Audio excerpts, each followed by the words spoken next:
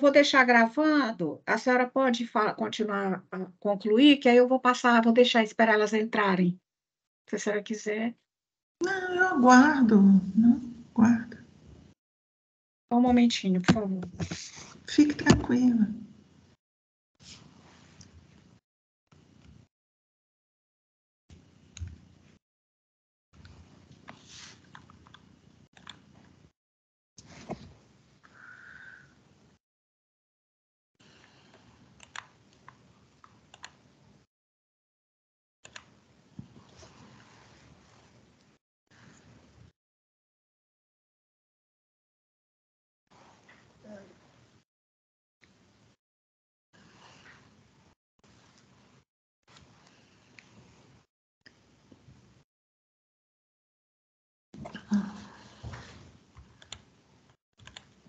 Doutora Maria da Glória?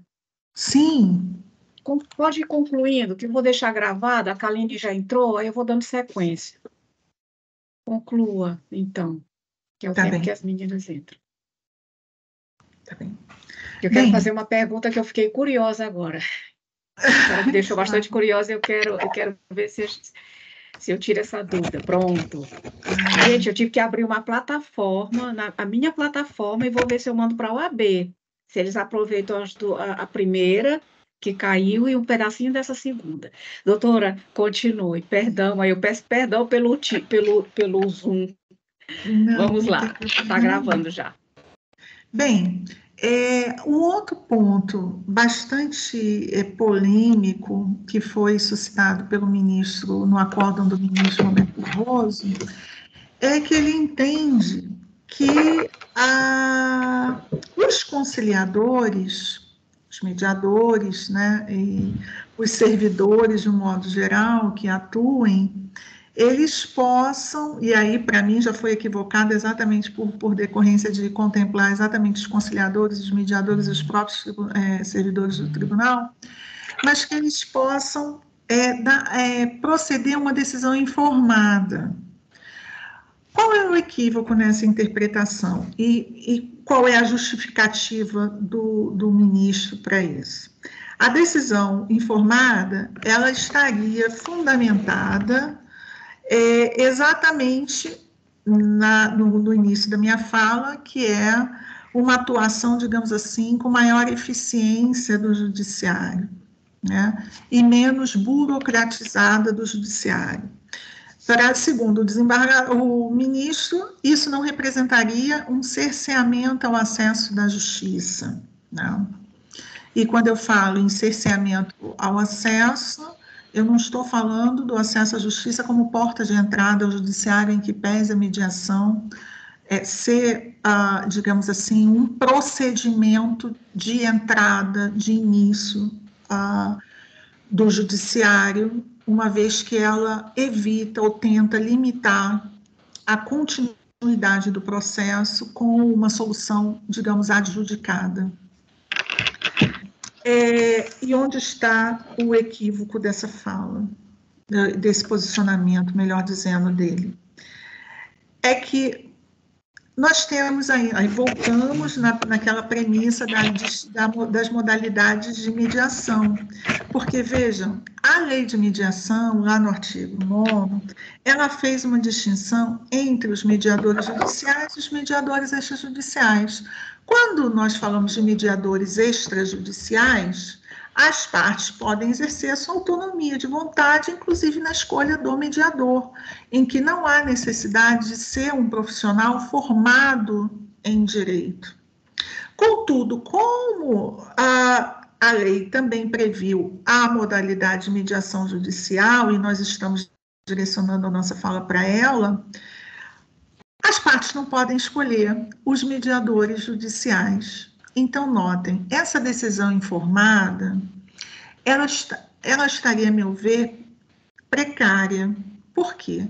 Porque a relação advogado-parte, advogado-cliente, é uma relação de confiança.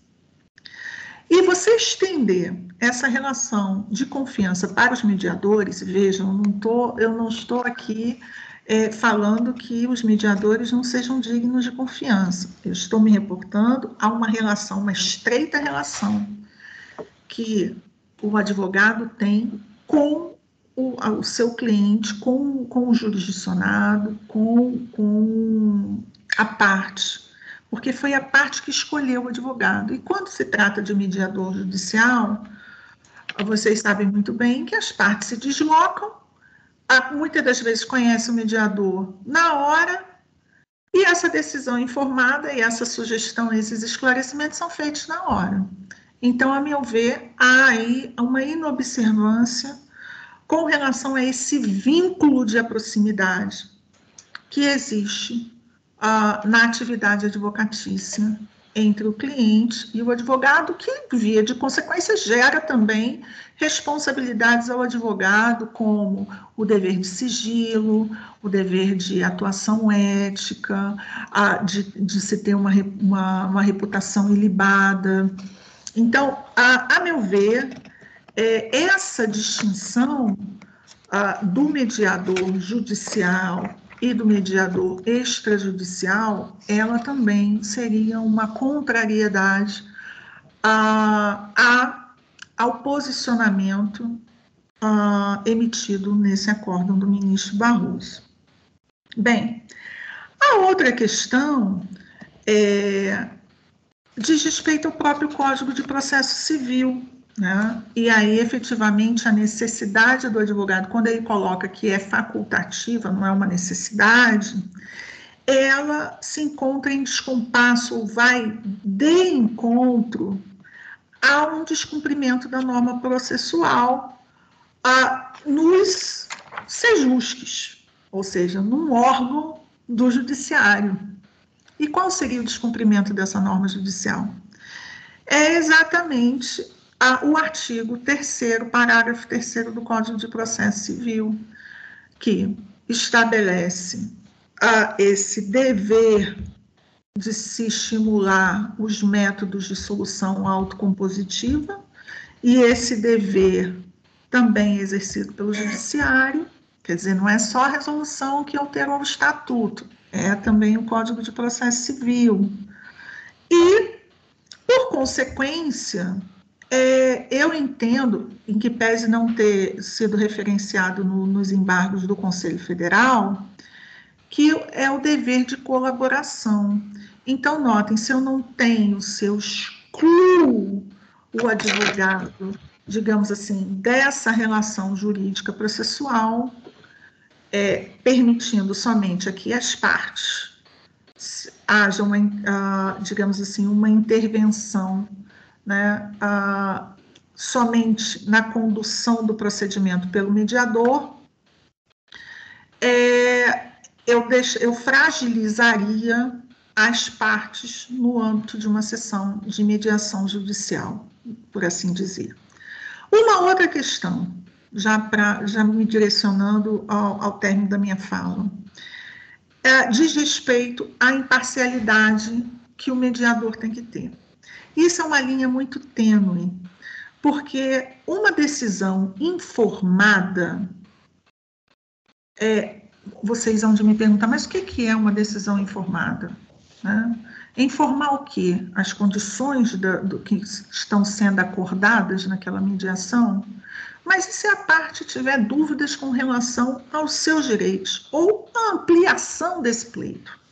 Se ela estiver deixando de receber o que deveria, ou que faz jus, né? O mediador, eu entendo que ele não tem esse poder de ampliar essa margem de esclarecimento às partes. Né?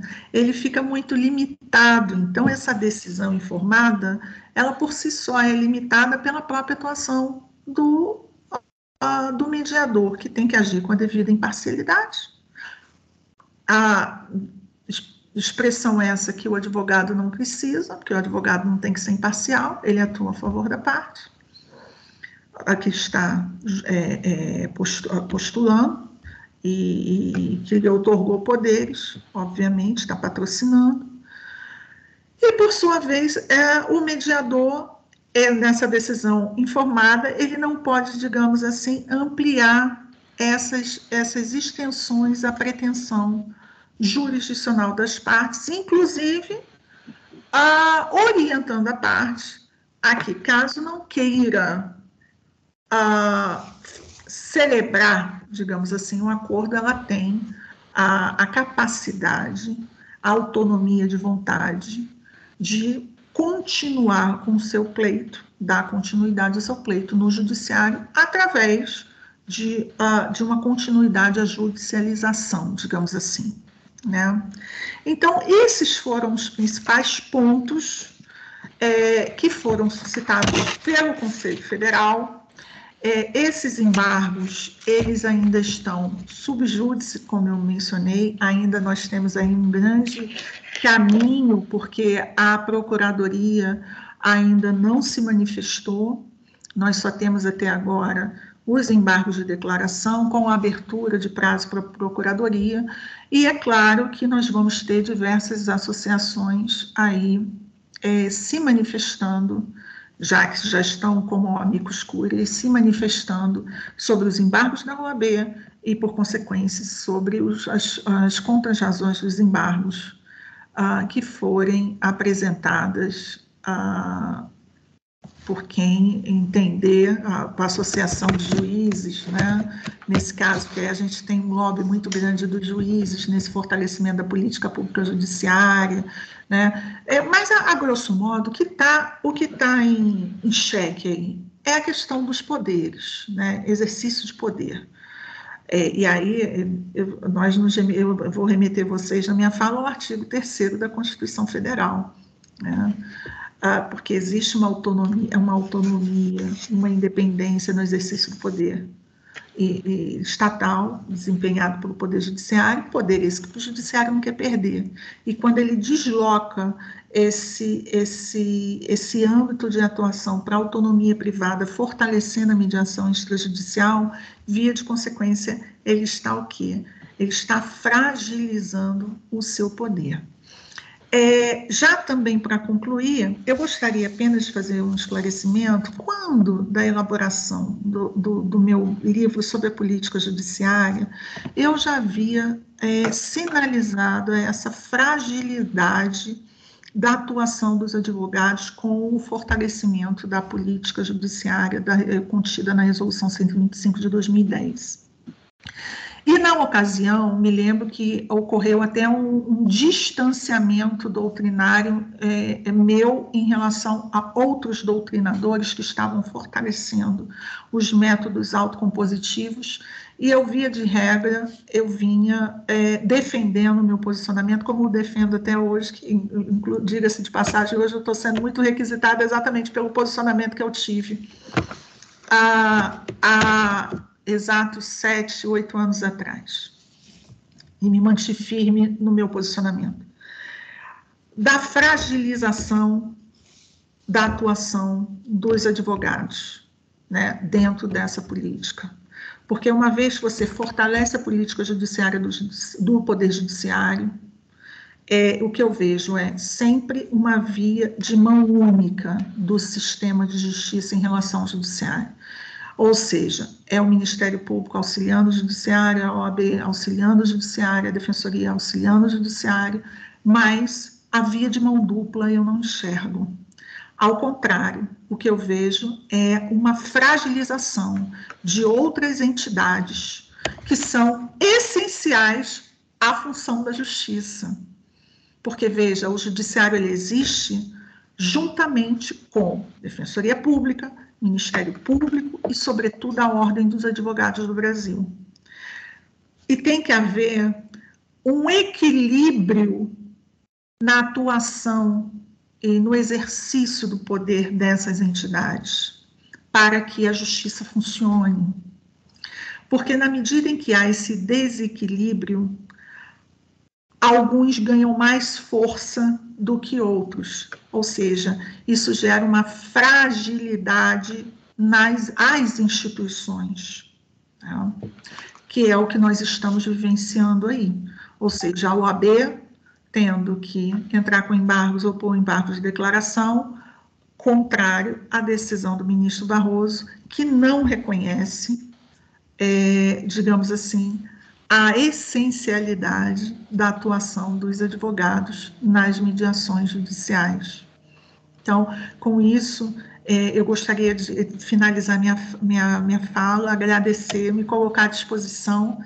Eu acho que a gente vai estabelecer aqui um debate fervoroso, um debate bem importante, mas ressaltando que hoje em dia o posicionamento da OAB, e digo que eles me procuraram exatamente por isso, porque eu vinha defendendo até de forma isolada esse fortalecimento dos advogados, e hoje eles se depararam com essa situação e precisavam aí dos estudos para o fortalecimento da atuação. Então, hoje, o direcionamento da OAB é pelo fortalecimento do advogado na mediação extrajudicial e não na capacitação dos advogados para atuarem como mediadores judiciais, que fique isso bem claro. Tá bem? Muito obrigada, foi um enorme prazer aqui, vou continuar com vocês para fomentar o debate. Obrigada. Para nós aqui foi um enorme prazer, diante do que aconteceu há pouco, viu? Muito obrigada por a senhora ter voltado. Doutora Maria da Glória, diante de toda a bagagem legal que nós temos, a senhora citou a Constituição, a Resolução número 2 do Código de Ética, o 125 do CNJ, a Lei de Mediação, o Código de Processo Civil. Eu queria fazer uma pergunta, assim, eu quero uma resposta personalíssima sua. Esse acórdão, ele é necessário ter vindo, ter surgido? Entendeu minha pergunta? O que a senhora acha? É necessária a presença desse acordo? Eu entendo que a necessidade não é o teor do acordo em si. Sim. Porque, veja, a ação direta de inconstitucionalidade, ela foi movida pela Ordem dos Advogados do Brasil, questionando a parte final do artigo 11 da resolução, que estabelece a facultatividade da atuação do advogado nos sejusques. E aí a OAB, ela se insurge arguindo a inconstitucionalidade, em parte, né, porque nós estamos falando de um único dispositivo na parte final dele, em parte do dispositivo 11. Tanto é que nos embargos de declaração movidos pela OAB, uma das considerações que a OAB faz, ela não é contra totalmente o teor do acórdão, porque uma coisa é como foi noticiado, né? A mídia, nesse ponto, ela faz um direcionamento, às vezes, muito equivocado do que se discute. E no direito a gente tem que ter, assim, a sutileza da interpretação e sempre ouvir os dois lados, ponderar o que está sendo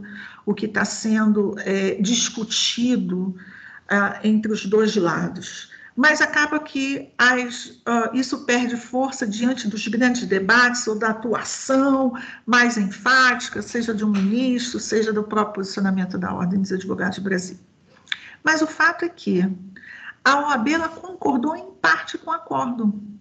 Tanto é que ela opôs os embargos de declaração, suscitando obscuridade e omissão. Né? Obscuridade, contradição, não foi omissão, foi contradição. Ela entende que, e nesse ponto ela concorda com o acordo, no sentido de que é constitucional o dispositivo do Conselho Nacional de Justiça, que prevê a facultatividade da representação por advogado ou defensor público nos centros judiciários de solução de conflitos e cidadania, mas na parte final, que constava sendo facultativa a presença do advogado, ela entende que, sendo obrigatória a presença do advogado nas hipóteses em que a lei assim o exigir. Por quê? Porque quando você coloca sendo facultativa a presença dos advogados nas hipóteses em que a lei exige, há um equívoco de interpretação, no sentido de entenderem que a atuação do advogado é facultativa. Quando, a bem da verdade, a regra geral é que a atuação do advogado é obrigatória e, nas situações excepcionalíssimas, porque estamos nas duas situações num denominado rito sumaríssimo, que é a dos juizados, né? Dos juizados especiais, facultando a presença, a atuação do advogado quando as causas versarem sobre valores mínimos. Então, são só nessas situações e, via de consequência, também nas hipóteses em que quando for contemplado, digamos assim, os direitos disponíveis entre as partes. Então, é importante a gente esclarecer que a OAB foi favorável ao acórdão, mas na parte final, em que constava a expressão facultativa, a OAB entende que deveria constar obrigatória, a fim de que não venha vilipendiar o denominado artigo 133 da OAB, da Constituição, que entende entende, todos nós também, né, o Constituinte, assim entendeu que a advocacia é uma função essencial à justiça. Perfeito, doutora. Muito obrigada pela sua explanação riquíssima. Estou tendo cuidado de deixar registrado, gravado aqui, viu? Muito obrigada. Eu que agradeço, doutora Iracema. Muito obrigada. E vou continuar aqui para assistir. Obrigada. Vamos lá.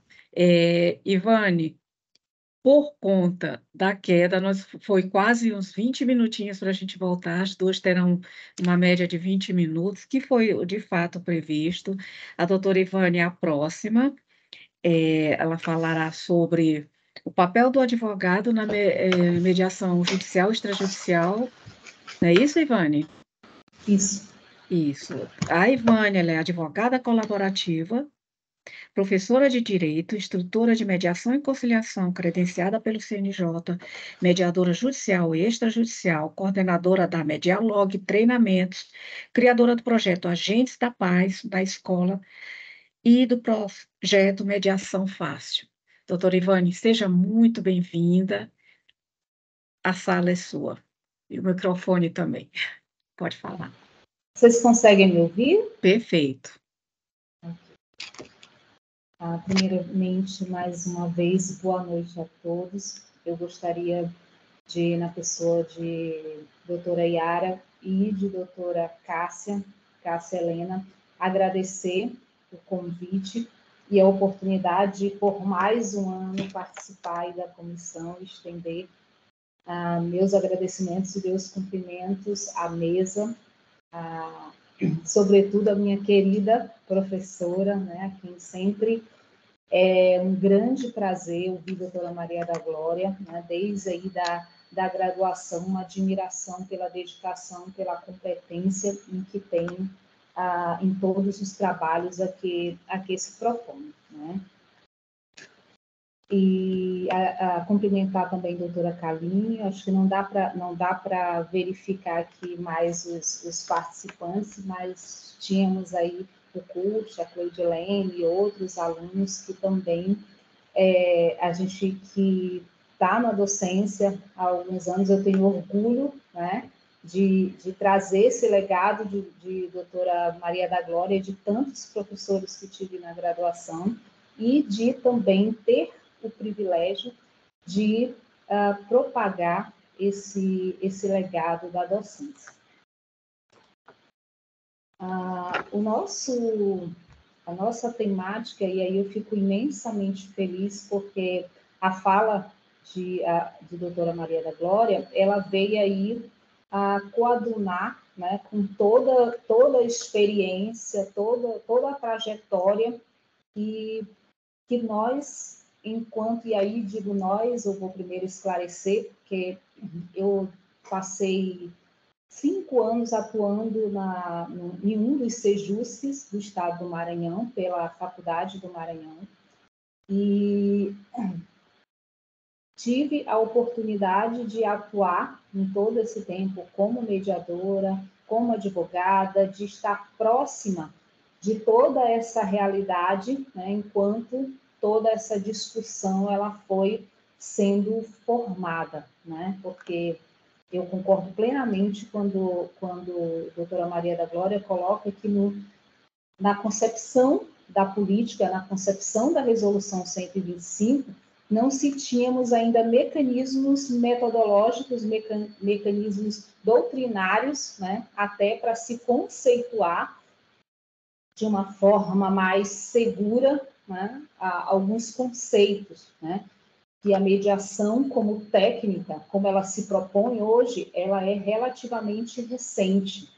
E, inclusive, a implantação desse mecanismo, ele encontrou diversos aspectos, sobretudo por se ter equivocadamente, por ocasião dos juizados especiais, estaduais e federais, uma prática, na verdade, uma ausência de uma formação do recurso humano do Poder Judiciário quanto à técnica, quanto à utilização dessa ferramenta.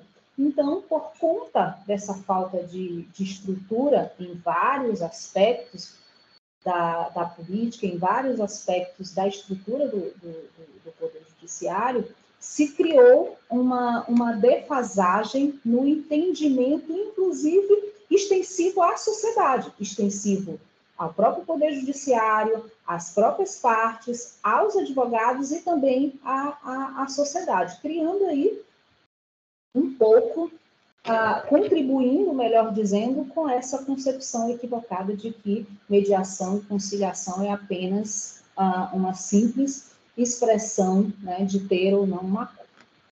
Mas no recorte da nossa fala sobre o papel do advogado na mediação judicial e extrajudicial, eu gostaria primeiramente de colocar a questão da relevância do advogado, né?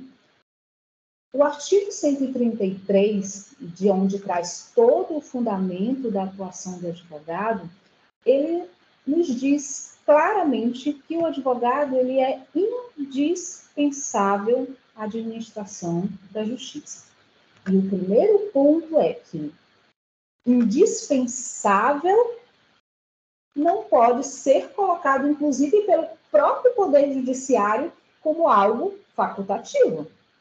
Porque se é indispensável, se é um elemento que, se o advogado é um sujeito que contribui, que é um auxiliar dessa construção dessa política, dessa construção autocompositiva, ele não pode ser relegado a uma facultatividade. Então, eu concordo, né, com todos os argumentos trazidos pela doutora Maria da Glória e expressando para a gente o posicionamento do Conselho Federal, visto que essa atuação no campo, essa relevância do advogado, ela precisa partir da nossa própria postura ética e colaborativa dentro desses processos autocompositivos, né? Porque os mecanismos autocompositivos, eles trazem, desde a sua implantação, uma ausência total, né? Quase que total, sobre a sua implantação, sobre a sua técnica, sobre o seu procedimento. E aí, isso traz consequências para as partes, por essa ausência do requisito da informação, ele traz uma deficiência para o próprio advogado enquanto exercício da sua função como parte desse processo construtivo, porque a proposta da autocomposição, pela autonomia da vontade, é que o advogado, tanto no processo, e aí, no que se refere ao litígio, ou no procedimento, na utilização da ferramenta da mediação, no que se refere ao aspecto judicial, a esfera judicial ou extrajudicial, ele está ali no papel de assistente técnico, né? E assistindo a parte a tomar uma decisão. E aí eu faço duas colocações. Quando ele está no papel de assistente técnico, ele tem aí o dever ético profissional de, além de ter o conhecimento técnico do direito, daquela área específica, ele tem ainda o dever de ter o conhecimento sobre aquela ferramenta, né? E que, concordo plenamente, eu digo isso há muitos anos, que o advogado, ele não precisa ter uma qualificação. Muitos advogados se preocupam em ter uma mediação, uma qualificação de mediador, né? De mediador judicial. Muitos me procuram, inclusive, querendo fazer o curso de mediação judicial, né? E não é essa a questão. O advogado, ele precisa conhecer a ferramenta, ele precisa conhecer esse procedimento, ele precisa identificar se aquele procedimento ele está sendo realizado da forma correta, porque, inclusive, a não realização desse procedimento repercute em uma forma de anulação daquele acordo, né? Uma das poucas possibilidades de anulação de um acordo autocompositivo. Então, ele precisa conhecer esse procedimento, ele precisa conhecer as técnicas que estão sendo aplicadas, para que ele precisa, essencialmente, conhecer também sobre as técnicas de negociação, porque ele está assistindo a parte a fazer concessões e receber concessões. É um processo de concessões ali, e concessões de interesses, de direitos que a parte, muitas das vezes, ela não sabe. E quando ele se coloca nesse papel, quando nós quando nós reconhecemos essa importância do advogado dentro do processo da mediação, nós entramos para uma outra discussão, que é analisar a questão da faculdade do advogado nas hipóteses que a lei ela permite, né? Bom, quando nós vimos, por exemplo, a lei facultar a presença do advogado ou a intervenção do advogado em um HC, em um processo trabalhista, em um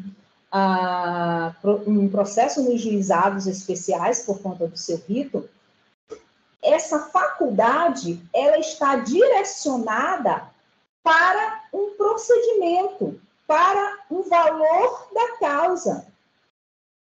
E se desconsidera o que, no meu ponto de vista, é essencial, também é essencial, que é o direito à informação, que é o direito, que é o acesso à justiça, melhor dizendo, na sua plenitude.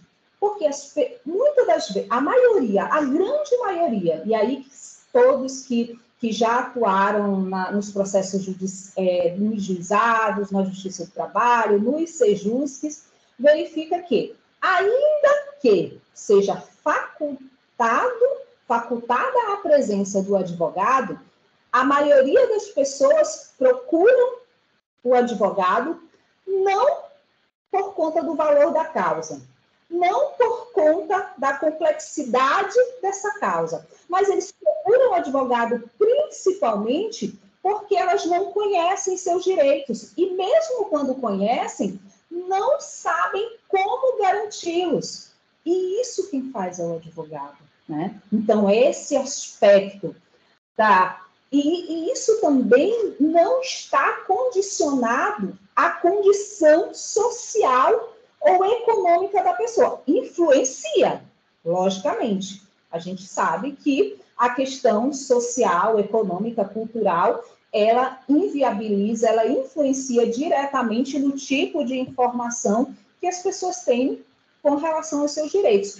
Mas não é só isso, porque pessoas que têm um conhecimento técnico, que têm graduação, pós-graduação, pessoas de outras áreas que não são jurídicas, por exemplo, um engenheiro, um médico, ou quaisquer outras pessoas, elas não procuram um advogado dizendo, olha, é uma causa que só vou procurar o advogado se a causa for maior de que 40 salários mínimos, que 20 salários mínimos. Não. Ela procura porque ela quer verificar os seus direitos e principalmente garanti-los. Elas não sabem como fazer isso. E isso é um aspecto muito relevante nessa discussão, né? Da importância do advogado para concretizar esse acesso à justiça que nunca se restringiu somente ao acesso ao poder judiciário, mas as formas, as diversas formas que o nosso ordenamento jurídico pode possibilitar que essa justiça ela seja efetivada, ela seja concretizada, trazendo uma satisfação para o jurisdicionado, que o Poder Judiciário não pode dar, pelos diversos motivos que nós já conhecemos. Então, quando esse tipo de direito ele se eleva para uma discussão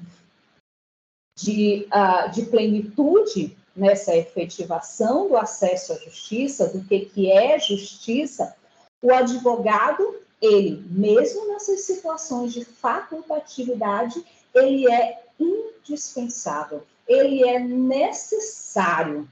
E isso precisa ficar muito claro, porque ainda que se coloque uma restrição quanto à possibilidade de faculdade somente nas hipóteses que a lei permitir, ainda assim, a Ordem dos Advogados, as instituições de justiça, elas precisam incentivar o papel do advogado. E o próprio advogado, ele precisa se reconhecer nesse papel da autocomposição. Ele precisa se reconhecer como um colaborador, como um sujeito, um interessado importante, um auxiliar, né, pelo seu papel de assistente, de que ele não é a parte, ele não tem ali a autonomia, ele está nos seus poderes procuratórios, ele não está representando, ele está assistindo, mas essa assistência, ela é essencial para que esses direitos, eles sejam efetivados de forma que esse desequilíbrio, que muitas das vezes ele não é só financeiro, ele não é só referente a bens corpóreos, ele muitas das vezes é um desequilíbrio por uma dependência emocional, é por um desequilíbrio de informação, né? Que esse desequilíbrio, que às vezes a parte ela faz, o interessado, ele faz um determinado acordo em virtude de não conhecer os seus direitos, de não saber as possibilidades jurídicas que ele tem em outros mecanismos, e isso precisa ser levado em consideração. Daí, eu sou radicalmente, né, contra qualquer tipo de colocação em que o advogado, ele seja, a participação do advogado seja colocada de uma forma facultativa, porque o facultativo, para mim, é aquilo que te dá a opção que não ter o advogado não vai fazer diferença. E não ter um advogado, não ter uma orientação jurídica que é especializada, né, que aí é a grande diferença do advogado na autocomposição, mesmo nos processos de negociação assistida, porque às vezes é uma negociação, e ainda assim as partes estão assistidas por advogado, negociando diretamente, mesmo nesses processos, o advogado, ele é essencial, e ele precisa ampliar essa visão do seu papel, da sua postura, né, enquanto colaborador, enquanto um sujeito importante nessa discussão.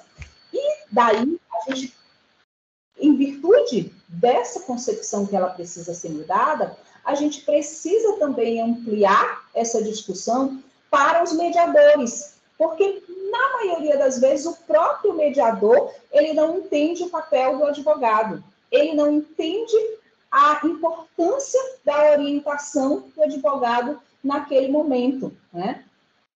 E aí, muitas vezes, em muitas situações, eu já presenciei e eu já ouvi relatos dos meus alunos ou das experiências que trocamos enquanto mediadores, né, porque eu também atuo como mediadora, de mediadores que fazem uma intervenção desrespeitosa e até ignorante na atuação do advogado, no sentido de desconhecimento do papel, da importância e de como incentivar essa participação, valorizar essa participação e criar também no advogado uma postura colaborativa, porque o mediador ele não está ali para criar uma postura só dos interessados, só nas partes. Ele está ali para conduzir o processo em uma construção conjunta. E essa construção só pode ser feita com o auxílio do advogado. E uma outra perspectiva também é a perspectiva do Poder Judiciário, dessa fragilização do advogado, que foi brilhantemente colocada pela doutora Maria da Glória, que é essa fragilização do Poder Judiciário com relação ao advogado, né? Então, se existindo uma política voltada para a autocomposição, no seu sentido mais profundo, temos aí que, do próprio judiciário, precisa haver uma mudança, precisa haver uma compreensão do que é o termo colaboração, né? Então, o advogado, ele não é um pedinte, ele é uma pessoa que requer um direito que lhe é garantido pelo ordenamento jurídico, tanto no que se refere às suas prerrogativas, quanto no que se refere aos direitos que ele está pleiteando aí por uma das partes interessadas. E, fruto de tudo isso, vem o último aspecto, que é a visão da sociedade com relação à atuação do advogado. As pessoas que procuram o advogado, a sociedade vê o advogado como aquele que vai brigar com unhas e dentes pelos seus direitos. E quando ele se depara com um processo autocompositivo, com um processo de construção, ou com um advogado que incentiva e promove a autocomposição, essa sociedade rejeita e desqualifica o sentimento que ela tem pelo advogado. E isso eu vejo de forma totalmente contrária. Eu vejo aí pelo princípio da eficiência, né, de mudar essa concepção de que quando o advogado ele é eficiente, ele resolve da melhor forma, da forma mais danosa, seja material, emocionalmente, enfim, com todos os elementos que estão envolvidos ali naquele conflito. Quando ele resolve de forma mais rápida, de forma mais efetiva, ele tem aí uma valorização, né? Uma forma de precificar melhores, de valorar, não só na questão dos honorários, mas na concepção que se tem do advogado. Então, isso, pelo aspecto da ordem dos advogados, é um requisito que precisa ser melhor trabalhado, né, nessa visão do advogado em relação à sua postura enquanto profissional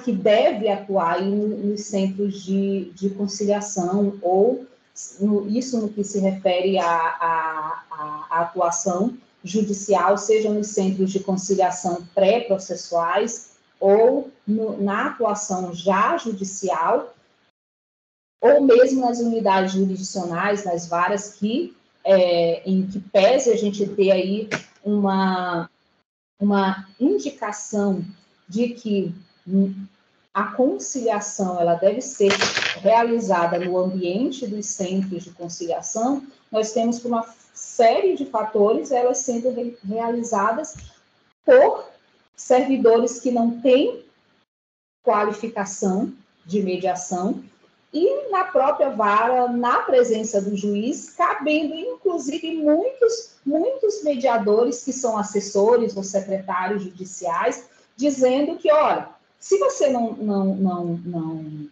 não aceitar esse acordo, o juiz vai decidir dessa forma. Aqui a gente decide dessa forma, né? Então, um total despreparo no que se refere à técnica. E, por outro lado, os advogados se encolhendo diante dessa postura, se curvando ao Poder Judiciário nesse desconhecimento, porque ele também está despreparado, porque ele também não conhece negociação, ele também não conhece a mediação, ele não sabe a diferença de quando se está aplicando a mediação nos juizados, quando se está aplicando no Sejus e quando se está aplicando fora do Poder Judiciário, quando se está no centro de família, quando se está tratando de uma questão consumerista, ou quando se está lá na Justiça do Trabalho, nos juizados, ou quando se está lá no centro de conciliação da Justiça do Trabalho, né? Então,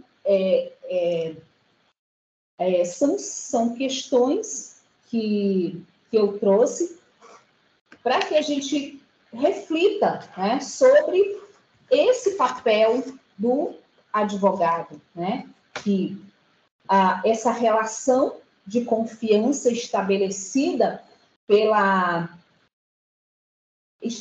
entre ele e a parte, entre ele e o seu cliente, ela reflete muito essa concepção que ele tem, a concepção que a parte tem do próprio conflito, dos seus próprios interesses, das suas próprias cargas de valores, e que a gente envolve uma mudança muito grande que eu sonho, mas eu não sei se eu vou chegar a ver.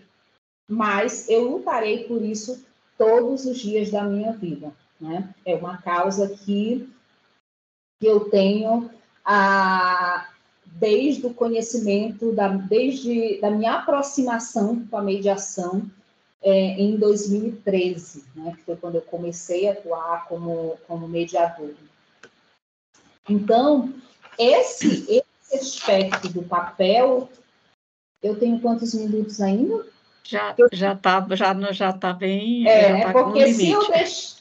Eu aprendi com a professora Maria da Glória. Se deixar, eu vou falar o resto do dia, viu? Então, essa minha reflexão era para, já finalizando, para que nós, enquanto advogados, reconheçamos esses pontos que nós precisamos melhorar, e aqui eu não faço uma crítica à advocacia, porque eu também faço parte, nós também fazemos parte, e nós devemos entender essas discussões como contribuições de melhoria, né, na nossa atuação, na atuação da nossa postura que reflete a nossa classe. Então, eu tinha ainda vários pontos ainda para a gente discutir sobre essas questões da mediação judicial e extrajudicial, mas acredito que esses são os mais relevantes, e aí a gente pode estender essa discussão para um outro momento, que acho que eram os pontos mais práticos que a gente deve aí urgentemente, e por conta disso eu gostaria de parabenizar a comissão por trazer esse tipo de discussão, de abrir também, de sugestionar, de sugerir que sejam eventos abertos na nossa casa, né, com as outras instituições, para que a gente realmente levante essa bandeira que é tão importante para a advocacia e para a sociedade. E aqui eu finalizo agradecendo a todos, né, e principalmente ao convite da comissão para contribuir com essa temática. Muito obrigada, Ivane, muito obrigada. Eu queria registrar aqui, tem uma Cássia aqui, né? Eu acredito que seja a presidente, né, da comissão, doutora Cássia Helena. Seja bem-vinda, doutora Cássia. Ivane, eu acredito que você vai realizar seu sonho. Você disse, eu não sei se eu vou realizar esse sonho um dia, mas você está muito nova, quem sabe, viu? Eu queria te fazer uma pergunta rapidamente com relação ao CPC, que estimula muito os métodos autocompositivos e a lei de mediação, ambas de 2015. Você acha que houve já uma mudança de postura por parte dos advogados com relação aos métodos autocompositivos? Eles estão mais praticantes? Rapidamente, 1 minuto para dar a resposta, que ainda tem a fala da Kaline. Você acha que eles estão já mudando? Há uma mudança em virtude da obrigatoriedade, porque o CPC de 73, ele simplesmente incentivava, ele facultava, ele dizia que os auxiliares da justiça, que os juízes, os promotores, e todos os demais que fazem parte desse sistema, eles poderiam incentivar. E já o CPC, ele traz uma obrigatoriedade que ele diz que deverá promover. Então, em virtude da inserção da mediação e da conciliação, e no Poder Judiciário da conciliação como obrigatoriedade, como primeiro ato praticado aí no processo, se obrigou todos, partes, advogados, toda a estrutura do Poder Judiciário a se aproximar da mediação, mas não da forma como deveria, porque ainda há um longo caminho a se percorrer. Mas sim, houve melhoria, sim. De forma obrigatória, mas... Ok. Muito obrigada, doutora Ivane, pela sua participação. Vamos lá, Kaline. A Kaline vai falar do valor, não é isso? Do valor do advogado na mediação, não é isso, Kaline? Certo? Boa Vamos noite. Lá. Boa noite a Kaline, todos. eu vou só fazer uma breve apresentação. Kaline, ela é advogada, mediadora e conciliadora judicial e extrajudicial, gestora educacional, professora universitária, mestre em tecnologias emergentes em educação e proprietária da Reconcile, onde ministra cursos, capacitações e palestras. Seja bem-vinda, doutora Kaline. Qual o valor do advogado na mediação? Diga aí. Pois boa noite, obrigada pelo convite, doutora Iracema. Boa noite a todos, de modo igual. E eu tinha me preparado até para falar sobre o papel do advogado, né, que eu tinha entendido que eu falaria disso, mas tudo bem, eu acho que tudo o que tinha que ser dito aqui hoje foi dito de forma esplêndida até, gostei muito de todas a explanação aqui do assunto, tanto pela doutora Maria da Glória como pela doutora Ivane, e o meu posicionamento é o mesmo também. Também concordo que os advogados, né, durante muito tempo, eles foram treinados para já entrar recorrendo às vias judiciais, né? Mas a gente já observa uma mudança nesse posicionamento. Agora, eu entendo, diante de tudo que eu observo, é que falta conscientização midiática, principalmente para a população. A importância do advogado, ela existe, sempre vai existir, sendo ela facultativa, sendo ela obrigatória, porque cabe até uma pergunta, né? Quem entende do ordenamento jurídico mais do que um advogado, mais do que um operador do direito? É impossível. Então, eu entendo que a advocacia colaborativa seja exatamente isso, o advogado ser colaborativo, no sentido de quê? De usar os métodos alternativos de resolução de conflito. eu acho que esses métodos ele andam aliados à profissão do advogado, ao exercício da advocacia. Pelo menos, eu trabalho dessa forma. Se eu percebo que aquele cliente, que para aquele meu cliente cabe uma negociação antes da judicialização, eu prefiro fazer a justiça do que fazer a judicialização, porque existe essa diferença, né? E enquanto advogado colaborativo, a gente precisa ter essa sensibilidade de entender que aquele caso, aquele conflito, aquela lide, pode ser resolvida sem chegar a uma judicialização, que pode demorar um pouco mais. Então, eu sou a favor da advocacia colaborativa, do advogado mediador, do advogado colaborativo, de lançar mão, sim, de utilizar, sim, quando necessário, quando possível também, né? Dos métodos alternativos. Eu já tive clientes que chegaram e com processos, com leads, com casos que eu via que, se fosse levar para a justiça, a gente ia perder. Então, eu sempre tento incentivá-los, vamos tentar resolver dessa forma. Alguns aceitam e dá certo. Outros não aceitam, vão por lá pela justiça, perdem, e aí depois vem, doutora, vamos resolver de forma mediada agora? Eu disse, agora não dá mais. Já perdeu a oportunidade, né?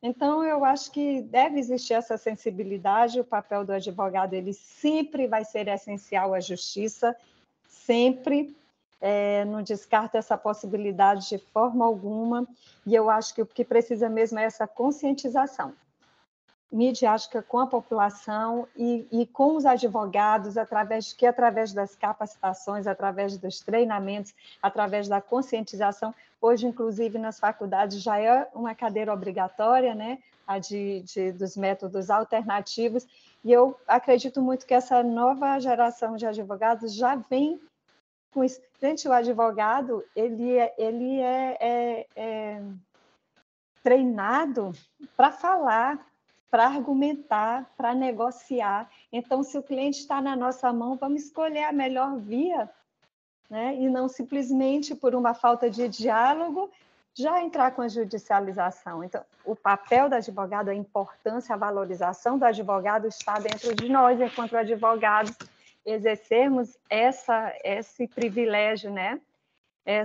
Que nos é dado de escolher o método e mostrar para o nosso cliente que aquele método é adequado e que, se não der certo, tem a via judiciária, né? É mais uma alternativa. É tanto que, quando a gente entra com uma petição inicial, já lá cai primeiro aonde? Cai primeiro lá para fazer uma conciliação, né? Então, o advogado não está lá presente? Está presente. Eu acho que isso aí, essa termo facultativo, entendo que tenha sido algum erro, como a professora falou, de interpretação, de colocação, né? Talvez não tenha sido bem isso aí que eles queriam falar naquele momento. E aí, para ver a importância de um bom advogado, para fazer uma boa leitura de um termo, não é? Então, eu sou defensora de advogados mediadores, advogados conciliadores, advogados colaborativos, e não de separá-los da justiça multiportas, ou excluí-los, né? Gostei. Perfeito. Que tripé vocês três formaram aqui. Fantástico. Valeu a pena, tá? A presença de vocês. Eu queria aqui agradecer em nome da Comissão de Conciliação, Mediação e Arbitragem, em nome da doutora Cássia Helena, que não pôde estar presente. Eu acredito, eu não sei, eu estou na dúvida, eu perguntei aqui se é ela quem está na sala, mas não respondeu, estou na dúvida. Muito obrigada pela presença de vocês. Eu quero fazer um convite aqui a vocês. Vamos ver se a gente faz um presencial para não ocorrer o que aconteceu hoje, viu? Na semana de conciliação, vamos ver se a gente consegue, parece que é do dia 6 ao dia 10. Vamos pensar na possibilidade de estarmos presentes, nem que seja na ESA, na sala da ESA, se todas puderem, a gente marcar, tá? Muito obrigada, doutora Maria da Glória, a doutora Ivane, doutora Kaline, pela presença de vocês. Está gravado em outra plataforma, entregarei para a OAB, para que fique registrado, tá? Esta aula, tá? Aprendi muito mais aqui com vocês. Meu respeito, muito boa noite, muito obrigada aos presentes, aos que assistiram aqui e que irão assistir. E muito obrigada e voltem sempre. Quero contar com vocês na próxima, ok? Tchau, doutora Maria da Glória. Boa noite a todos. Muito obrigada, queridos. Boa Parabéns, noite. Queridos. Obrigada. Parabéns pelo Obrigada. evento. Tchau, tchau. Muito obrigada. Estamos Tchau. à disposição. Eu sei disso. Obrigada. Tchau. Parar a gravação.